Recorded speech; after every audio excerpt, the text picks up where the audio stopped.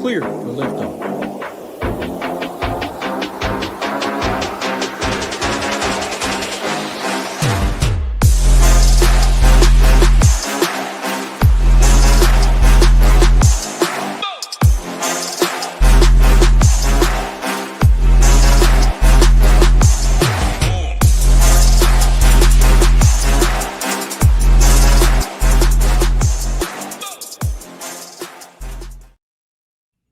What is going on, Ship It Nation YouTube station? We are back with another edition of the NBA show. It's your boy Ham. It's your boy Matt. It's Friday. I don't think this is the last Friday show. I think we got one more, Matt, if I'm not mistaken. But if not, it's been a great season. But I think we got one more. We'll do our farewell tour next weekend. But, hey, the sun is shining out here in Tennessee. Matt, I want to ask how your week's going, but I don't. Same time. But hey, we got the internet working. Let's look at on the bright side. Internet's working. You're back in the lab, man. Welcome back. Yeah, nice to see you again. Yeah, you too, brother. Appreciate you handling last week. That was a mess, in and out. So you were a true pro there. Got through it quickly. We're back home though, so internet should not be an issue. Excited to break down the slate with you, even though NBA is definitely a grind right now, but that's what we're in it for. No Pistons tonight, which is pretty sad. We got a Tolu Smith with Hebrew Cheetah the other day. My boy Hebrew Cheetah's in the chat. We had a Tolu. Well, I was going to say, is he in the chat right now? Because I was going to say, not only do we have Tolu Smith. Oh, yeah, Hebrew's here. We got our boy Rio. Not only with the Pistons, we got Tolu Smith, but we got he's not new, but the new name, and he went nuts last night, Dennis Jenkins. Not Dennis Jenkins, Dennis Jenkins. Dennis Jenkins, legend? Former St. John legend, Dennis Jenkins, apparently named after his grandmother. Don't see that too often. And Tolu Smith. So I can't wait to break down a Pistons slate with you. Hopefully next week, the last Friday slate, we get one where Cade is out, Duran's out, and it's just Dennis to Tolu all day. Yeah, let's say hello to some people in the chat. First one up, we got Marie in the chat. We got Deacon. We got Ricky. We got Jordan. We got Tank. My guy Hebrew Cheetah. Gangrene. Jake, what's up, Jake? Jose. Jermaine, what's going on, Jermaine? Hope you're doing well. Do us a favor. Hit that like. Hit that subscribe button. It certainly helps us out over here a ton. We got, 8 games on the slate. We're going to break it all down. Some good ones, some bad ones.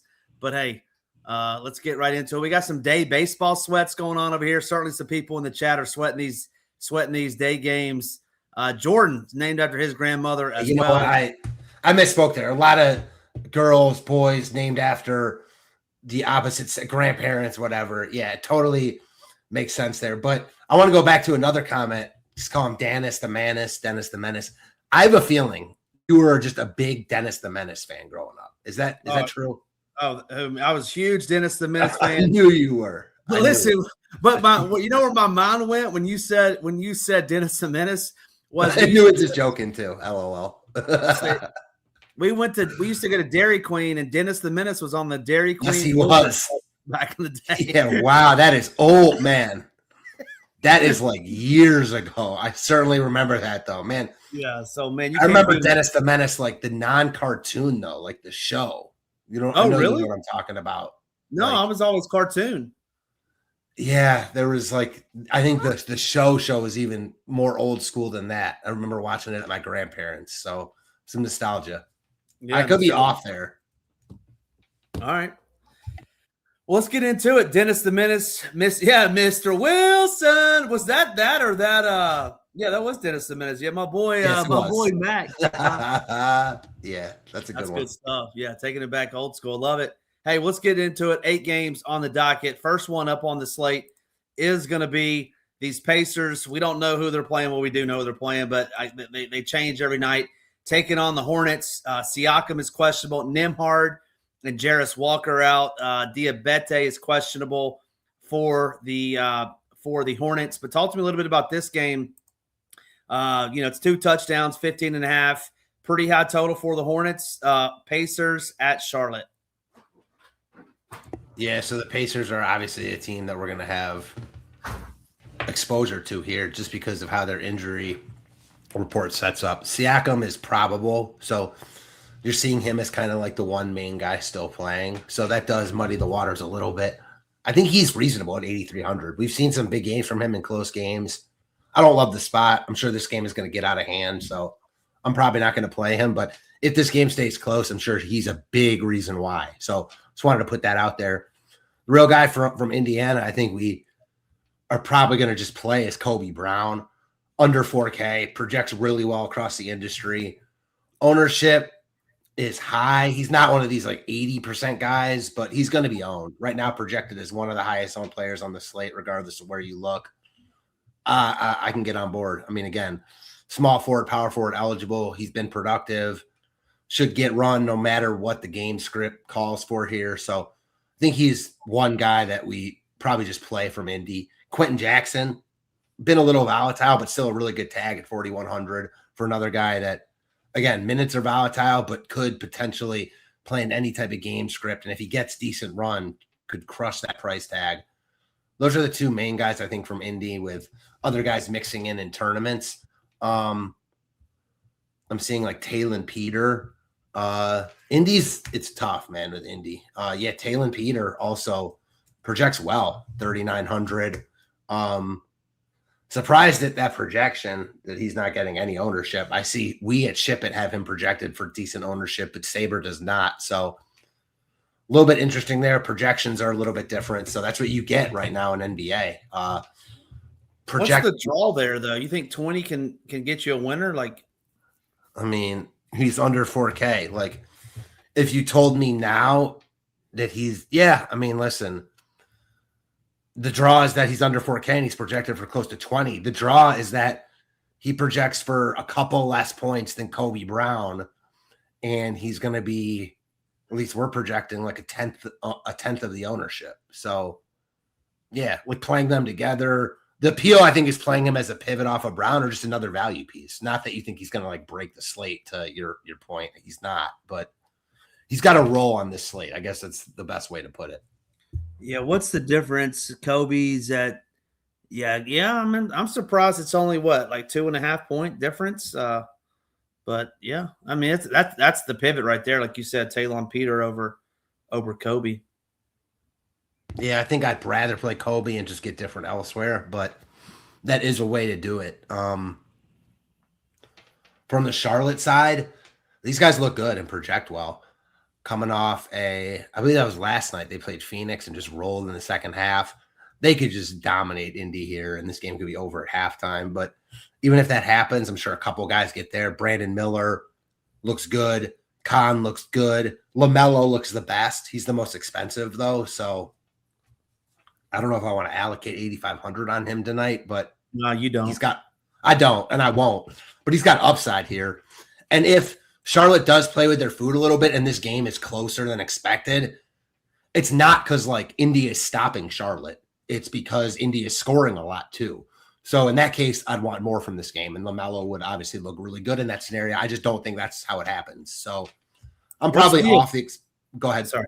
What's Diabete doing? He's questionable, but is he going to play? I'm not sure if he's truly questionable. Yeah.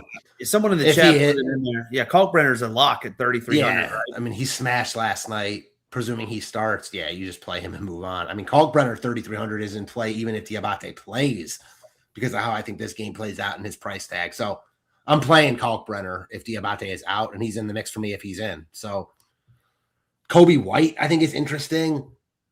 He might, the blowout run, like I'm not sure exactly how that goes, but we've seen him just smash in limited minutes at this price tag. So I could get on board with a lot from Charlotte, but the only must for me would be Kalkbrenner if Diabate's out. Yeah, I like that a lot too. Wait and see. Someone in the chat, throw in there. I don't know if Diabate is questionable. Slauson, he doesn't play for the Pacers, does he? I don't think so. He's played some. I don't think he's doubtful tonight, but he has played some. Yeah. All right. Awesome stuff. Next game up on the slate is going to be the Timberwolves. No, Ant. No, Ant's back. Ant's back. Isn't he? Ant's back. I think he's questionable still. Yeah. I think he's looking to play, though. Then you take it on the 76ers in this contest. Injury news there. Aaron Judge with a steal. Injury news there. Embiid is questionable, and I think Ant is questionable. Should be coming back. Jaden McDaniels is out for the T-Wolves. Should be a good up and down game tonight. Got a 234.5 point total. Should be close, 4.5 point spread. Talk to me about this game, Minnesota at Philly. This is a classic game where I don't think anything at all looks great from like a points per dollar perspective, presuming Ant is in. But there are really good players on both sides of this game. And as you mentioned, it should be close and competitive. So I think spending up to be contrarian on Maxey or Embiid, like Maxey, not Embiid, but spending up to be contrarian on Maxey or Ant if he plays, I think those are in play. Tough to get to either side, though, because Embiid is in. So Paul George is now priced up coming off a monster. He's been really good since he's come back. I'll give him his flowers. He's been phenomenal. I still don't want to play him, but those steroids are kicking in. They're paying off. Yeah. For him. Yeah. Right. Yeah. I think my favorite piece overall from this game is Dosunmu, if Ant is out, was not good last night until he kind of got there in the fourth quarter. And even at 7K, like he's gotten there a bunch. So if Ant is out, I like Dosunmu and I like Naz Reid in that scenario, who was also good last night. And then you can look at like everyone else from Minnesota looks better. But as of now, I think it's only like a spend up to be contrarian spot, and that's it. Yeah, if Ant's in, then all these dudes are priced way too high, right? Yep, I would say so, except for Ant himself. And you don't know what you're going to get from him. Although he did, like Ant is in, just kind of nukes everyone. I'm with you. Yeah. These guys are pricey now. Like they're at the price points where like if Ant is out, they're not even must plays. You know what I mean? Like Dosunmu at 7K in this spot. If Ant is out, I think he'll be 15 to 20% owned. I'd rather play Naz Reid at 6K. I play both, honestly. I like both. You would? Okay. Yeah. I also like Randall. I mean, he's just good. I'm a Randall fan, though. I have a feeling you're not a Randall fan. I don't know why, but you hate Randall probably for some reason. I like him a lot. He went to Kentucky. You probably hate Kentucky. That's originally where I went to. So yeah, I mean, I think I'll always like Randall more than you. He's pricey, but again, if Ant is out, he's productive. Like he's not a top 5 or 10 player in the NBA, but he's productive. And never mind playing him in fantasy when like the number 1 option is out and he's still fairly priced. He's not a discount, but he's fairly priced if Ant is out. Are you going to the 76ers or did you already talk about them? I did. Tough with Embiid back. Yeah. I mean, I think Maxey is a spend up to be contrarian guy, but like PG, I mean, I don't know, man. Like I'm not going to play PG, but it's hard to argue with his game log. Go ahead. Sorry. No, I was just, I mean, with one basketball and all those dudes that want to shoot it every time, it's tough to play unless someone's out on the 76er side. Let's move on to the next game. We got the Hawks going to beat up on the Nets today. 17.5 point spread in this one. Michael Porter Jr. still not playing. The Wolfman, Danny Wolf, is out as well. No major injuries for Atlanta. Jock Landale, who's had a couple good games recently. I think he got hurt the other night. He's out. Mr. Triple-Double, Jalen Johnson's 10-6. Anybody else in this game worth mentioning, Matt? Yeah, you know what? With how they're priced, I think Atlanta secondary guys look really good here. Okongwu, 6,300, finally projectile. Like he's now at the price where I think you can play him. Great spot. You worry about the blowout potential here because Atlanta is just so much better than Brooklyn, but these guys are cheap enough. Alexander Walker. I don't love playing him when they're healthy, but under 7K, he's gotten there a bunch. McCollum, like these guys have upside, and it's such a good spot. Yeah, I like those 3 guys. Jalen Johnson himself, sure. Like, as of this moment, I'm not going out of my way to play him because I feel like at that point you got to just play like you're playing Kobe Brown, but like more of like the Talon Peters of the world, and I think there's better builds, but maybe that's not true. So he's in play. Dyson Daniels in play. I would lump him into that first group. Risa Shea at 3,300, I think, has a role on this. Like Kuminga, I think you can get weird with Atlanta because of the spot. the main piece for me would be Okongwu. I think he looks like one of the best center options on the slate at that price point. Yeah, that's a good price point. What about who was I gonna? Oh, what about Jalen Johnson versus Tyrese Maxey? Obviously, different positions, but those are the two spend ups on the slate. If you had to pick, tough. Give me Maxey. I just think the game environment, like as far as a competitive game goes, I mean, it's tough because Johnson could nuke when he's in, but Maxey's been really good when Embiid's played this year. Pretty sure he smashed Minnesota the last time they played. Give me Maxey. Maxey, all right, Maxey. It is. Moving on to the next game. There's a bunch of injuries in this one for the Knicks. Let's start there. You got Cat. There's not a lot of injuries there. Cat's the only one. He's questionable. But for Chicago, it's a smorgasbord of people that are out. Giddey, questionable. Trey Jones, questionable. Nick Richards, questionable. Yabusele, questionable. Jaden Ivey is out, and Anthony Simons is out in this one for the Bulls. Talk to me a little bit about this one. Bulls at the Knicks. So one nice thing is Giddey is probable. So probable. Okay, good. And so is Trey Jones. So yeah. That's good. Yeah. So from the Chicago side, I think that there isn't that much that I like here. We've seen Giddey himself like get there at this price tag, but you feel a little bit less optimistic about it at this price tag in this spot, coming off a game he didn't play. But I think in tournaments he's in play. Like he doesn't project well, but we've seen the upside. After that from Chicago, Sexton's been good. As you can see, no one from the Bulls is getting much ownership because the spot is just so much better for the Knicks, especially when you consider Towns, I think, is probably not going to play. I think you just want to unload on the Knicks here, on the other guys. Brunson, Anunoby, Hart, Bridges, and then obviously Mitchell Robinson would be probably the best play on the slate. Yeah, I mean, you're playing Mitch Rob if Towns is out and he's starting in this spot. I think you play up to 5 Knicks. Mitch Rob over any other center that we talked about. It was the over Okongwu. And I like the other. I know we talked about Kalkbrenner, but there was a 39. Kobe Brown. I know a different position, but I'm taking Mitch Rob over Kobe Brown for sure at that point, but different positions. So you're playing them both probably. Yep.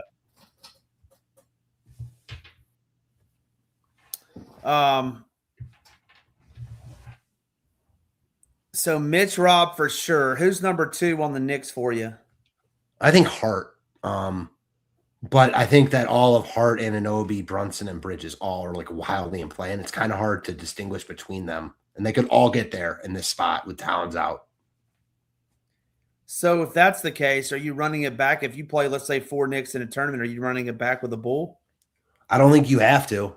I think you can, because obviously in that scenario, you want it to stay competitive. But with Giddey in, he's the guy that you want, and he's expensive enough where like he could be good, but you don't need him at 9,500, but good enough where the game's competitive. So like I'd probably bump like Sexton, Buzelis, Giddey if I'm playing 4 or 5 Knicks, but I don't think you have to. And I think people make that mistake in NBA DFS where like they force the run back when it's not needed. Yeah, got it. What's going on, Colin? How you doing? Welcome to the show, my man. Thanks for tuning in. Hit that like for us. Yeah, good stuff there. Next up is the Jazz. They're tanking. There's another 17.5 point spread. The Rockets been balling. Şengün, Thompson, Reed Shepherd's been cutting up. Speaking of Kentucky boys, KD. This should get ugly, and it should get quick. Last week you were touting $8,000 Bryce Sensabaugh. I'm sorry, Ace Bailey. Now he's down to 7,100. I'm going to take my victory lap on that last week when $8,000 Ace Bailey had like 16. I don't even care because in the Millie Maker the couple of nights earlier, like he had 50 something at 7,400. So yeah, I should have played him that night. That was obvious that he was not going to do well the night that we talked about him. I'm not going to give you any credit on that, like at all. So you can stuff it because I'm not. Yeah, Man, obviously you were right. I was wrong there. He hasn't been good since then, since that Millie Maker. He was $8,000. Of course he wasn't going to be good. Well, he had 50 plus fantasy points in 3 straight. So, like, I know that you can't just game log watch, but I mean, he was nuking, and obviously he came back down to earth. But I don't know, man. Like, you, whatever. I'll give you credit there. I see you on it, so I'll give it to you. Thank you. I needed it. I don't even know. He said, stop it. Yeah, Cheetah was on it too. Cheetah, eat that out. Of course he was. Cheetah and Matt, eat that out. Ham was right for I'm mad though, because on the Millie Maker slate, I talked about him I did a show with Title that day, and I was like, man, like Ace Bailey, back-to-back monster games, no one's playing him. And that was true. He was like 2%. And he went for 50. But I digress. We move on. I don't think we're playing Ace Bailey tonight. Although he's not out of play, 7,100. He projects decently. This game getting a lot of ownership from both sides. Who's getting the ownership? Honestly, both sides. Like, well, let's start with the Jazz. Yeah, so Sheboy projecting. This is the Kentucky night. What if you just stuffed your lineup with Kentucky folks? You're just printing. Yeah. Right? That's your boy, Sheboy. That's funny too. The next guy the guy that's getting the most ownership from this game is Reed Shepherd. Another Kentucky guy, obviously. But like, yeah, I mean, this game, honestly, pieces from both sides all over. It's a better spot for obviously Houston, but Utah shorthanded, very condensed, good price tags. So from Utah, Sheboy, your boy Kennedy Chandler, 5,800. Been cutting up. They're just throwing him out there, letting him run it. John Conchar, 4,400. Yeah. Ooh, Conchar, 4,400? Yeah, he's in play there. He's shown upside at that price, and he projects pretty well. So, like, I think he's definitely in play. Not a must ever, but in play. Cody Williams, probably not for me at 5,700, but another guy, we've seen spike games from him, and his price is way down. Ace Bailey, just talked about him.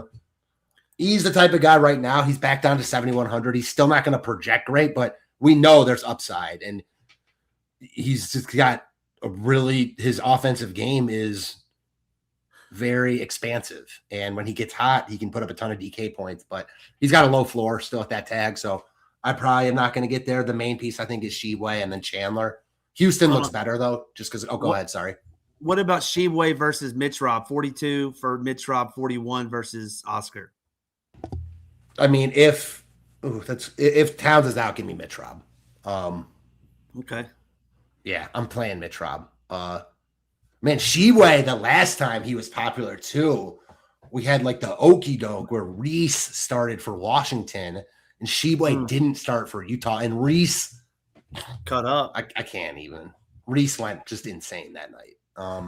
That was against the Jazz too, I believe. It was. They played each other, yeah. Sheboy wasn't even awful, but it wasn't close to Reese. So funny how that worked out.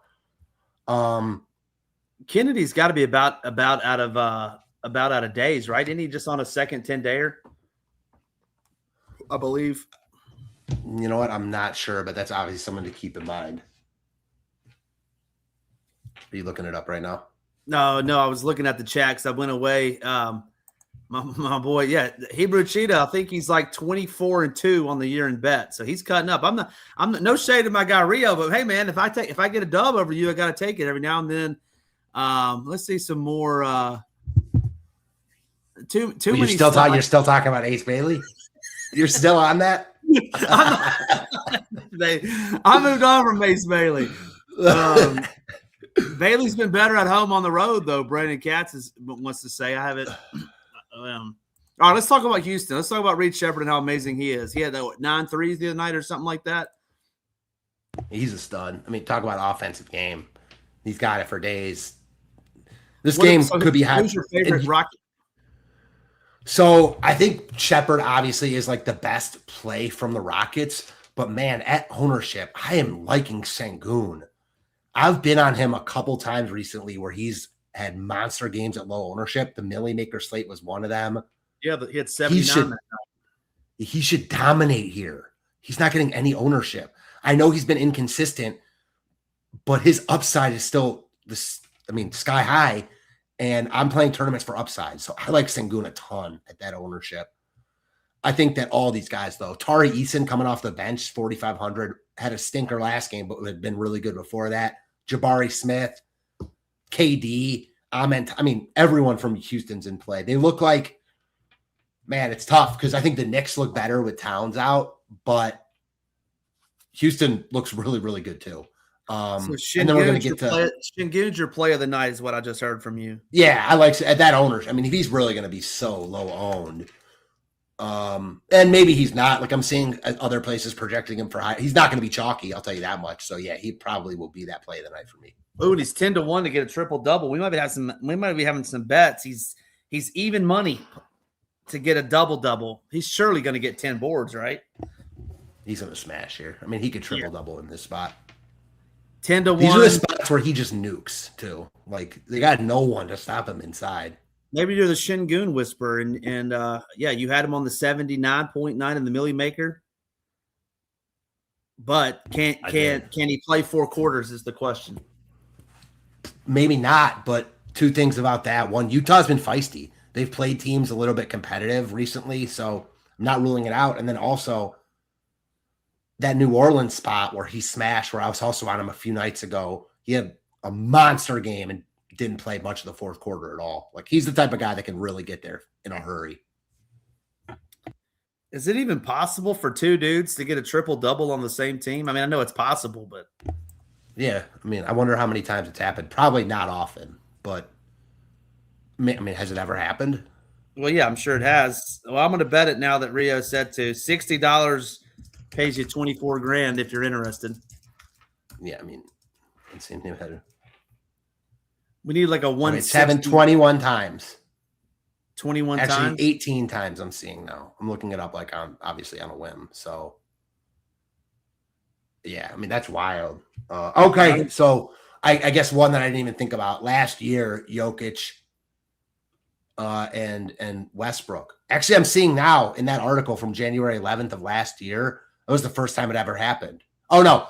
It was the first time teammates have ever recorded triple-double in the same game twice in a single season. So, obviously, it's happened, like 18 times before that? That's wild. Shu says that Jokic and Westbrook did it twice. Is that what you just said? That is what I just said. First pair of teammates ever to do that. Yeah. All right. Well, let's get that trend started again tonight. $60 wins you $24,000. So go over, break FanDuel, break DraftKings, and thank Matt and Hebrew Goat later. Anything else in this game? I don't think so. Just play a lot of it. Play a lot of it. All right. Next up is the Raptors taking on the poor Memphis Grizzlies. And man, you want to talk about poor Memphis Grizzlies. The city of Memphis just got absolutely shit on yesterday by the King. That was pretty fun to watch, but no point guard matchup in this game. Ty Jerome, Emmanuel quickly both sitting this one out. My boy Cam Spencer sitting this one out as well. You got to have some interest in these Raptors. 124-point team total taking on the Grizzlies. Grizzlies, they'll get up and down. They'll run with you, but not very good. Talk to me about this game. Raptors at the Grizzlies. Sorry, I had to sneeze, so just give me a minute to get back at it. Free Bushais. What? I don't know about all that. It's a Memphis thing. He was robbing somebody yesterday or something. That's all I remember seeing. Okay, sounds about right. Yeah. So this game, another game with a lot of appeal from both sides. Toronto back to being more healthy. Ingram's back here. I don't think Quickly's still out, but Ingram's back. Because of how they're priced and how shorthanded they are, I think the Memphis side might Who you got, though? It's tough. I mean, Coward, Small, Hendricks, G.G. Jackson. Sabres have those. And Clayton. I mean, all those guys project for 24% or higher ownership. So Yeah, I mean, it doesn't feel good, but they're projecting highly owned across the entire industry. Javon Small, I mentioned Gigi Jackson, Coward. I don't like Memphis like the field does. Like, I'm not playing multiple Memphis guys because I like the Knicks and the Rockets and the Jazz much more. But all these guys are in play. And I think one or two, maybe more of these guys get there because of how they're priced. Coward probably looks the best, but man, I hate playing him. Small, just tough to allocate a guard spot on him, but he looks good here at 5K. Hendricks, I don't mind. Like, all these guys are in play for me, but none of them are like guys where I have to lock in. And I think the field's going a little bit overboard with their Memphis exposure personally. How is Jemai Mashak in the NBA? That guy is pathetic, man. Like, I had to watch him for, 2, 3, 4 years, put on the orange and white. Man, he's so bad. And you didn't mention him one time. That's very telling. So that tells me all one guy I really don't want to play.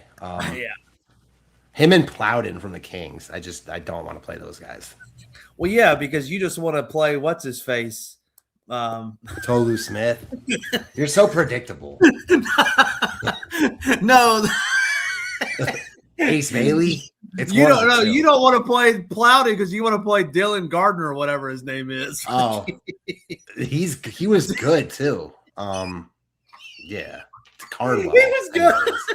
He was 40%. He had multiple good games. I know he was not good in college. 40%. Cardwell had multiple good games for DFS. I mean, the chat needs to back me up here. Cardwell, multiple games where he nuked in DFS. I can't believe you're even laughing about him. Like, he smashed. He had 2 good games, and you played him every Friday night for 7 straight Fridays. That is not true. That is just, I'm not dignifying that with a response. It's so embellished. It's not even close to the truth. So I'm not even, man. No. That's hilarious. You tell yourself you know what? You can lie to me. You can lie to the show. You can lie to chat, but you can't lie to yourself. We know this. But no, Dylan Cardwell had like 2 or 3 good games. More than that. And he was so cheap. Yeah, that's true. I stand corrected. The chat's on one today. Brandon Katz is on one. Brandon, I appreciate you coming in here. I haven't seen you all season long. Oh, but welcome. Oh, man. What were we talking about? Yeah, Grizzlies. all you like to do is spit false accusations. I agree with Newens. Like, you just take – I don't even know. Yeah. So, thank you, chat. Appreciate it. Yeah, Kings Cardi, he was balling. Someone please put in the chat Dylan Cardwell's season averages. I just want to season averages. They're not going to be good. Okay, let's just do January 2026 averages. I mean, they might be good. In the time that he got real minutes, they're probably decent. So, yeah, I mean. You know what? In 10 years, 15 years, we'll all be going to Canton, Ohio to watch them enter him into the Pro Basketball Hall of Fame. They're going to move it down there. Y'all are right. Dylan Cardwell, the next Auburn great, the next Charles Barkley. He was. I know that's why. Okay, I knew it. He was not good. In college, he was like an awful – I don't play college basketball DFS because you can't in Ohio, but I know that I watch a lot of college ball, and he was not an anything for Auburn. He didn't score at all. Like, he put up no stats. But his role was different for the Kings this year. So, like, you just got to accept that. I know it's tough for you. And he was 3,000. I mean, we're talking about guys that are 3,000. Oh, he was more than 3,000. He was not when he first started balling. He was probably like 3,000, 3,200. Then he probably got up there.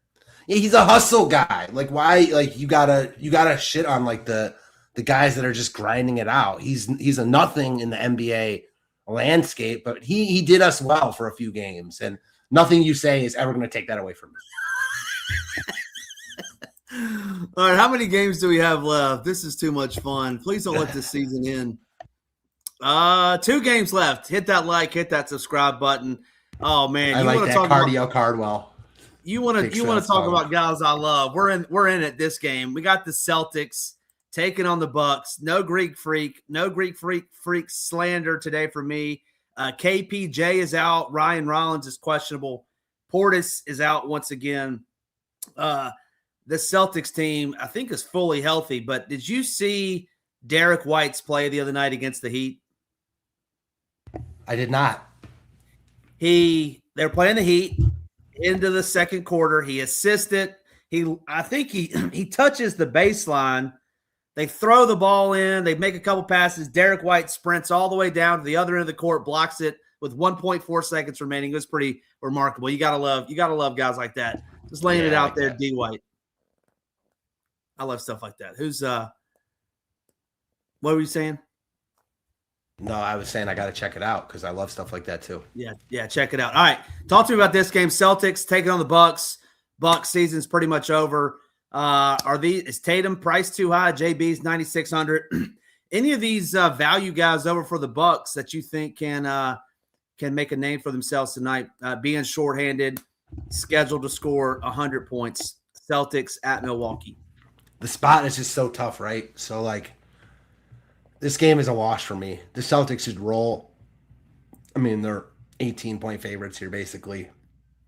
Kata, nice price tag, but I can't imagine playing him over the other guys we've talked about. So I'm off it. Like, Tatum and Brown are in play. Like, wouldn't be surprised if either or both of them were good, but hard to see either of them going at their price tags in this spot where Boston should just roll. So I'm kind of playing it like that. I think there are just better spots to target on this slate. If I were multi-entering, I'd have exposure to Boston for sure. And the Milwaukee guys are so short that Milwaukee is so short-handed that you'd be wanting to mix them in as well. But for me, playing limited lineups, I probably won't get to anything from this game. Well, not my boy Usman Ding. Coming off a monster last time out. That's the guys you like playing. I know, but no, it's not. What does that even mean? That's just not. Oh gosh, I can't believe we have another Ace. Ace Boogie, Ace Bailey. That's not it at all. Like I see why you think like that. It wasn't just because like he had a good game the game before.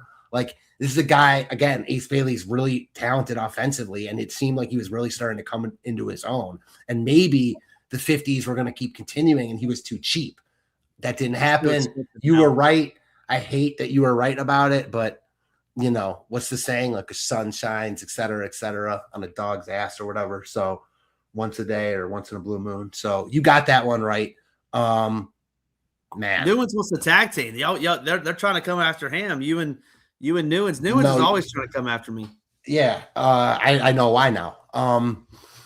Hey, so go ahead. Go ahead. No, you go. No, it was totally off topic. Go ahead. I was going to say about Dieng. He's a guy I cannot get right. Like, he had the monster game last time out. He's in my nightmares right now because one of the slates like a month ago, I remember it like it was yesterday. Rio Core, Hugo Gonzalez. I went with Usman Dang. I mean, the rest is history. Hugo went for like 50 plus. Dieng did not go for 50 plus. And I haven't played him on the games where he's gone nuclear. So 6,800 is a steep tag for him, but he's got upside. So that's all I'll say about him.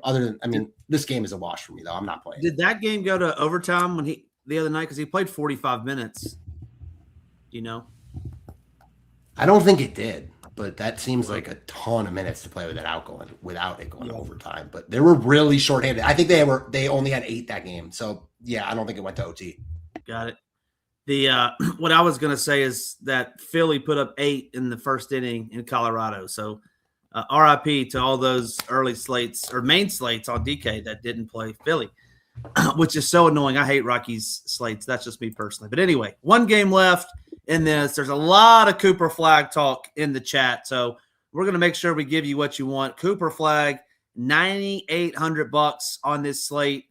Some people are in the chat saying he's been playing good. Some people saying he's been playing bad. But this Magic team, it's going the wrong way, Matt, over the last, I'd say, month of the season. Franz is back. Played the other night. Got up to 20 minutes. Slated to play again tonight. No major injury news. PJ Washington listed as questionable. But other than that, everybody seems pretty healthy in this one. Talk to me about this game. It's the last one on the slate. Orlando at Dallas. Yeah, I think Orlando looks better than Dallas from a projection standpoint. Jalen Suggs probably looks the best of them all. I think he fits in any type of build. 6,800, good spot. Um, Saber has him higher projected than Ship It does. So again, because of that, Saber has him higher owned, but I see it both ways. I think he projects well no matter what. Banchero, like this game should be competitive. Projects for a lot of points, smallish spread. I don't trust Orlando ever. So yeah, I like this game. I don't like it as much as some of the other spots we talked about, but Suggs looks great. Paolo looks good. The other guys, Wendell Carter, Desmond Bain, I'm fine with those guys, but probably if I'm playing 10 plus lineups, I would get to those two, maybe as like a last man in smaller field stuff. From the Dallas side, Daniel Gafford looks okay at 5,300. You've got him being the only real guy that's getting ownership. Cooper Flagg himself, it's tough to spend 9,800 on a guy that projects for 41 fantasy points. Now, he projects better different places, and if you want to boost that, I totally get it. For me right now, he's just a play, not a guy that I'm going out of my way to play. Just like too many other spots better. So I like this game, but in the landscape of this slate, I don't think I like it more than some of the other spots. All right. That'll do it. That's all 8 games on the slate. Franz is too expensive, right? At 7,200. Did you say that? Any love for Franz or no? 72 is too expensive, right? Yeah, way too expensive.